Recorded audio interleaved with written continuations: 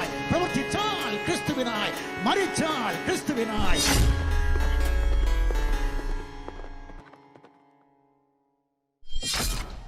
പിന്നെ ഞങ്ങൾ പറഞ്ഞു, തൻ്റെ ഇടയന്മാരെ വധിച്ച് ഒട്ടകങ്ങളെ മോഷ്ടിച്ചു കൊണ്ടുപോയ ആളുകളെ പിടിച്ചുകൊണ്ടുവന്ന് കയ്യും കാലും വെട്ടിക്കളഞ്ഞ് കണ്ണുകൾ കുത്തിപ്പൊട്ടിച്ച് പൊരിവെയിലത്ത് മണലിലിട്ട് വെള്ളം പോലും കൊടുക്കാതെ അവരെ ഇഞ്ചിഞ്ചായി കൊന്നുകളഞ്ഞ ആളാണ് മുഹമ്മദ് എന്ന് ഞങ്ങൾ പറയുകയുണ്ടായി. അത് ഞങ്ങൾ പറഞ്ഞിരിക്കുന്ന കാര്യം നുണയാണ് എന്ന് അബ്ദുൽ നാസർ മീരാനും കൂട്ടർക്കും വാദമുണ്ടെങ്കിൽ ഞങ്ങളുടെ തെളിവുകൾ ഞങ്ങൾ നിങ്ങളുടെ മുമ്പാകെ വയ്ക്കുകയാണ്. നിങ്ങൾക്കതിനെ ഖണ്ഡിക്കാവുന്നതാണ്. ഹദീസ് ഞാൻ വായിക്കാം. അനസ് നിവേദനം: ഉക്കൽ ഗോത്രക്കാരായ 8 പേർ നബിയുടെ അടുക്കൽ വരികയും ഇസ്ലാം സ്വീകരിച്ചതായി പ്രഖ്യാപിക്കുകയും ചെയ്തു. മദീനയിലെ താമസം കാരണം അവർക്ക് അസുഖം ബാധിച്ചപ്പോൾ അവർ നബിയോട് പരാതി പറഞ്ഞു. അപ്പോൾ നബി അവരോട് ഒട്ടകങ്ങളുടെ ഇടയന്മാരുടെ കൂടെ പോകാനും അവയുടെ പാലും രോഗം മാറാൻ മൂത്രവും കുടിക്കാൻ സാധിക്കുമോ എന്നും ആരാഞ്ഞു. അവർ അതിന് സമ്മതിക്കുകയും ഇടയന്മാരുടെ കൂടെ പുറപ്പെടുകയും ചെയ്തു. ഒട്ടകങ്ങളുടെ പാലും മൂത്രവും കുടിച്ച് അവർ അവരുടെ ആരോഗ്യം വീണ്ടെടുത്തു. പിന്നീട് അവർ ഇടയന്മാരെ വധിക്കുകയും ഒട്ടകങ്ങളെ കടത്തിക്കൊണ്ടുപോവുകയും ചെയ്തു. ആ വിവരം നബിക്ക് ലഭിച്ചപ്പോൾ അവരുടെ പിന്നാലെ ആളുകളെ അയച്ച് അവരെ പിടികൂടി. നബിയുടെ അടുക്കൽ കൊണ്ടുവന്നപ്പോൾ അവരുടെ കൈകാലുകൾ ഛേദിക്കാനും കണ്ണുകൾ കുത്തിപ്പൊട്ടിക്കാനും മരിക്കുന്നതുവരെ അവരെ വെയിലത്തിടാനും നബി കൽപ്പിച്ചു. അവർ കുടിക്കാൻ വെള്ളം ആവശ്യപ്പെട്ടിട്ട് നൽകിയില്ല. സ്വഹീഹ് മുസ്ലിം വാല്യം 2 ഭാഗം 28 ഹദീസ് നമ്പർ 11. ഇത് സ്വഹീഹ് ബുഖാരിയിലുമുണ്ട്. സ്വഹീഹ് ബുഖാരി അധ്യായം 4 ഹദീസ് നമ്പർ 167 ഞാൻ വായിക്കാം. അനസ് പറയുന്നു, ഉക്കൽ അല്ലെങ്കിൽ ഉറൈന ഗോത്രക്കാരായ ചില ആളുകൾ മദീനയിലേക്ക് വന്നു. അവിടുത്തെ കാലാവസ്ഥ അവർക്ക് പിടിച്ചില്ല. അവർ രോഗബാധിതരായി. അന്നേരം പാലുള്ള ഒട്ടകങ്ങൾ ഉള്ളിടത്ത് പോകാനും അവയുടെ പാലും മൂത്രവും കഴിക്കാനും തിരുമേനി ഉപദേശിച്ചു. അവർ പോയി. അവരുടെ ആരോഗ്യം വീണ്ടു കിട്ടിയപ്പോൾ തിരുമേനിയുടെ ഒട്ടകങ്ങളെ മേയ്ക്കുന്നവനെ അവർ കൊന്നുകളഞ്ഞു. മാത്രമല്ല ഒട്ടകങ്ങളെ കൊണ്ടുപോയി. പുലർച്ചയ്ക്ക് തന്നെ തിരുമേനിക്ക് വിവരം കിട്ടി. തിരുമേനി അവരെ പിടിക്കാൻ ആളെ അയച്ചു. സൂര്യൻ കുറെ പൊങ്ങിക്കഴിഞ്ഞപ്പോഴേക്ക് അവരെ കൊണ്ടുവന്നു. ഉടനെ അവരുടെ കയ്യും കാലും മുറിക്കാനും അവരുടെ കണ്ണ് പൊട്ടിക്കാനും അവരെ ചുട്ടുപഴുത്ത കല്ലിൽ കിടത്താനും കൽപ്പിച്ചു.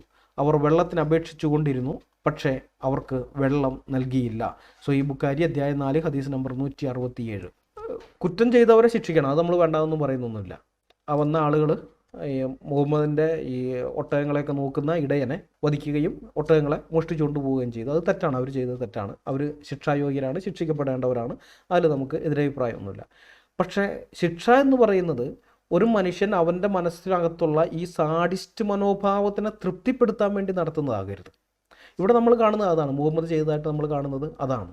അവരെ കൊണ്ടുവന്നിട്ട് കൈകാലുകൾ ഛേദിച്ച് കളയുന്നു, കണ്ണുകൾ കുത്തിപ്പൊട്ടിക്കുന്നു, എന്നിട്ട് ചുട്ടുപഴുത്ത പാറപ്പുറത്ത് നട്ടുച്ച നേരമായിട്ടുണ്ട്. അപ്പോൾ പാറപ്പുറത്ത് അവരങ്ങ് ഇടുകയാണ്. ഈ ശരീരത്തിൽ നിന്ന് രക്തം വാർന്നു പോകുമ്പോൾ ജലാംശം കുറയുന്ന സമയത്ത് ദാഹം ഉണ്ടാകും, ഭയങ്കരമായ ദാഹം ഉണ്ടാകും. അപ്പോൾ അങ്ങനെയുള്ള ആ ദാഹത്തിൽ അവർ വെള്ളത്തിന് അപേക്ഷിച്ചുകൊണ്ടിരിക്കുകയാണ്. എങ്ങനെയാലും ചാവും. അപ്പോൾ ഇത്തിരി വെള്ളമെങ്കിലും കൊടുക്കുക. ഇല്ല, അത് കൊടുത്തില്ല. മുഹമ്മദ് അതൊക്കെ കണ്ടുകൊണ്ട് അവിടെ നിൽക്കുകയാണ്. ഓരോ മനുഷ്യനിലും ക്രൂരമായ പരീക്ഷണങ്ങൾ, ഇതുപോലെയുള്ള പരീക്ഷണങ്ങൾ നടത്തിയുള്ള ആൾക്കാർ നാസികളാണ്. 2ാം ലോക മഹായുദ്ധകാലത്ത് യഹൂദന്മാരുടെയും ജിപ്സികളുടെയും ഒക്കെ ദേഹങ്ങളിൽ ഇതുപോലെയുള്ള പല പരീക്ഷണങ്ങളും അവർ നടത്തിയിട്ടുണ്ട്. അതല്ലാതെ പിന്നെ നമുക്ക് കാണാൻ കഴിയുന്നത് മുഹമ്മദിലാണ് ഇതുപോലെയുള്ളത്. കൈകാലുകളൊക്കെ വെട്ടിയിട്ട് ഛേദിച്ചങ്ങ് കളഞ്ഞ് കണ്ണൊക്കെ അങ്ങ് കുത്തിപ്പൊട്ടിച്ച് എന്നിട്ട് പാറപ്പുറത്ത് ഇട്ടിരിക്കുകയാണ്. എങ്ങനെയാണ് ഇവർ ചാവുന്നതെന്ന് നോക്കാൻ വേണ്ടിയിട്ട് അവിടെ നിൽക്കുകയാണ്. അവർ വെള്ളത്തിൽ അപേക്ഷിച്ചുകൊണ്ടിരിക്കുന്നു, കൊടുക്കുന്നില്ല. ഇങ്ങനെയുള്ള ഒരാളെയാണ് ഈ മുസ്ലിങ്ങൾ കാരുണ്യത്തിൻ്റെ തിരുദൂതരെന്നും പറഞ്ഞുകൊണ്ട് നമ്മുടെ മുമ്പാകെ വരുന്നത്. ഉളുപ്പെന്ന് പറയുന്നത് ഇത്തിരിയെങ്കിലും ഉണ്ടോ ചങ്ങാതി? നിങ്ങളുടെ ഈ പുസ്തകങ്ങളൊക്കെ ഞങ്ങൾ വായിച്ചു നോക്കില്ല എന്നാണോ നിങ്ങൾ വിചാരിച്ചത്? അങ്ങനെ വല്ല വിചാരം നിങ്ങൾക്കുണ്ടോ? ഞങ്ങൾ വായിച്ചു നോക്കും, മനസ്സിലായി? ഞങ്ങൾ വായിച്ച് മനസ്സിലാക്കിയത് ഞങ്ങൾ എല്ലാവരോടും പറയുകയും ചെയ്യും. അപ്പം അങ്ങനെ വായിച്ചു നോക്കിക്കഴിഞ്ഞപ്പോൾ ഇതുപോലെയുള്ള പ്രവൃത്തിയൊക്കെയാണ് നിങ്ങളുടെ പ്രവാചകൻ ചെയ്തതായിട്ട്. ഇത് ബുഖാരിയിലും മുസ്ലിമിലും ഉള്ളതാണെന്ന് ഓർക്കണം. ഒരു വിധത്തിൽ ഇവർക്ക് തള്ളാൻ പറ്റുകയില്ല. അങ്ങനെയുള്ള ഈ ഹദീസുകളൊക്കെ ഉള്ളപ്പോഴാണ് ഇവർ വന്നിട്ട് പറഞ്ഞത് കാരുണ്യത്തിൻ്റെ തിരുദൂതർന്ന്. ഇവർക്കറിയാം, ഇവരെ സാധാരണ അണികളുണ്ടല്ലോ മുസ്ലിങ്ങൾ, അവരിതൊന്നും വായിച്ചു നോക്കില്ല എന്ന് ഈ നേതാക്കന്മാർക്ക് അറിയാം. അണികൾ ഉസ്താദ് പറയുന്നത് മൊല്ലാക്കിക്ക് പ്രമാണം എന്ന് പറയുന്ന പോലെയാണ് ഇവരുടെ കാര്യം. അവരെന്ത് പറയുന്നു അത് തന്നെ ബാക്കിയുള്ളവർ അംഗീകരിച്ചോളൂ. അല്ലാണ്ട് സ്വയമായിട്ട് പഠിക്കുകയോ സ്വന്തം പുസ്തകങ്ങളൊന്ന് വായിച്ചു നോക്കുകയോ അർത്ഥമറിയുന്ന ഭാഷയിൽ വായിച്ചു നോക്കുകയോ ചെയ്യുകയില്ല. ഇവരാകെ ചെയ്യുന്നത് അർത്ഥമറിയാത്ത ഭാഷയിൽ ഖുർആൻ അങ്ങ് ഓതുകയാണ്. അറബിയിൽ അങ്ങ് ഓതും. എന്താണ് എഴുതി വെച്ചിരിക്കുന്നത് ഉള്ളടക്കം അറിയണ്ട, ഇല്ല അതറിയണമെന്നവർക്ക് നിർബന്ധമില്ല. ആ വിധത്തിലാണ് ഇവരെ പഠിപ്പിച്ചു വെച്ചിരിക്കുന്നത്. അതുകൊണ്ട് തന്നെ മുഹമ്മദ് മഹാസംഭവമാണെന്ന് പറഞ്ഞുകൊണ്ട് നടക്കും.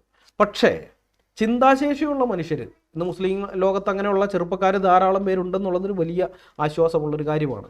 അവരിത് വായിക്കുന്നു, പഠിക്കുന്നു, അവർക്ക് കാര്യം മനസ്സിലാക്കുന്നു, ഇസ്ലാം ഉപേക്ഷിക്കുന്നു. എത്രയോ ആളുകൾ ഇന്ന് എക്സ് മുസ്ലിങ്ങളായിട്ടുണ്ട്. ഇസ്ലാം ഉപേക്ഷിച്ച് പോരുകയാണ്. അത് ചിലർ ക്രിസ്ത്യാനികളിലേക്ക് വരുന്നു, ചിലർ നിരീശ്വരവാദത്തിലേക്ക് പോകുന്നു. പിന്നെ കുറേ പേര് മനസ്സുകൊണ്ട് ഇസ്ലാം വിട്ടിട്ട് മുർത്തദ്ദായിട്ട് അത് പുറത്ത് പറയാൻ ധൈര്യമില്ലാതെ നിൽക്കുന്നുണ്ട്. പ്രത്യേകിച്ച് വിദ്യാർത്ഥികളായിരിക്കുന്ന ആളുകൾ, ആൺകുട്ടികളും പെൺകുട്ടികളും. അവർ പഠിച്ച ഒരു ജോലിയൊക്കെ കിട്ടി സ്വന്തം കാലിൽ നിൽക്കാനാകുമ്പോൾ അവരുടെ വിശ്വാസത്യാഗം അവർ ഉറപ്പായിട്ടും പ്രഖ്യാപിക്കും. ഇപ്പോൾ അവർക്കതിന് നിർവാഹമില്ലാത്തതുകൊണ്ട് അങ്ങനെ കഴിഞ്ഞു പോവുകയാണ്. കാരണം എന്താണ്? ഇതാണ് സംഭവം. എം അക്ബർ പോലും പറഞ്ഞില്ലേ, മുസ്ലിം ചെറുപ്പക്കാരിൽ അപകർഷത വളരുന്നു. നബിയുടെ ഇത്തരം പ്രവൃത്തികളെക്കുറിച്ച് മറ്റുള്ളവർ പറയുമ്പോൾ ഇവർക്ക് അപകർഷത ഉണ്ടാകുന്നുവെന്ന്. ആ അപകർഷത ഉണ്ടാകും ഉറപ്പായിട്ടും. മനസാക്ഷി ഇത്തിരിയെങ്കിലും ഉള്ളവർക്ക്, അല്പമെങ്കിലും ഉള്ളവർക്ക് സ്വാഭാവികമായിട്ടും ഈ പറയുന്ന അപകർഷത ഉണ്ടാകും. ഉണ്ടായില്ലെങ്കിലാണ് അത്ഭുതം. ഉറപ്പായിട്ടും ഉണ്ടാകും. അപ്പോൾ ഏതായാലും ഈ ഹദീസുകൾ, ഞങ്ങളിപ്പോൾ ഈ പറഞ്ഞ ഈ ഹദീസുകളുണ്ടല്ലോ, ഇത് തെറ്റാണെന്ന് അബ്ദുൽ നാസർ മീരാനും കൂട്ടർക്കും വാദമുണ്ടെങ്കിൽ നിങ്ങൾക്ക് തെളിയിക്കാവുന്നതാണ്. ഇതൊന്നും പ്രമാണത്തിലില്ല, ബുഖാരിയിലോ മുസ്ലിമിലോ ഇങ്ങനെയുള്ള ഹദീസുകളൊന്നുമില്ല, അൽകുമാർ അയ്യപ്പനും കൂട്ടർ സ്വന്തമായിട്ട് എഴുതി ഉണ്ടാക്കിയതാണ് എന്ന് നിങ്ങൾക്ക് വാദമുണ്ടെങ്കിൽ നിങ്ങൾ തെളിയിക്കുക. ഞങ്ങൾ പറയുന്നു ഇത് നിങ്ങളുടെ പ്രമാണത്തിലുള്ളതാണ്, ബുഖാരിയിലും ഉണ്ട് മുസ്ലിമിലും ഉണ്ട്, ഞങ്ങൾ ആ റെഫറൻസ് സഹിതമാണ് നിങ്ങളുടെ മുമ്പാകെ അത് വെച്ചിരിക്കുന്നത്. ഇനി നിങ്ങൾ തെളിയിക്കണം ഇതില്ല എന്നുള്ള കാര്യം. അത് നിങ്ങളുടെ ഉത്തരവാദിത്തമാണ്.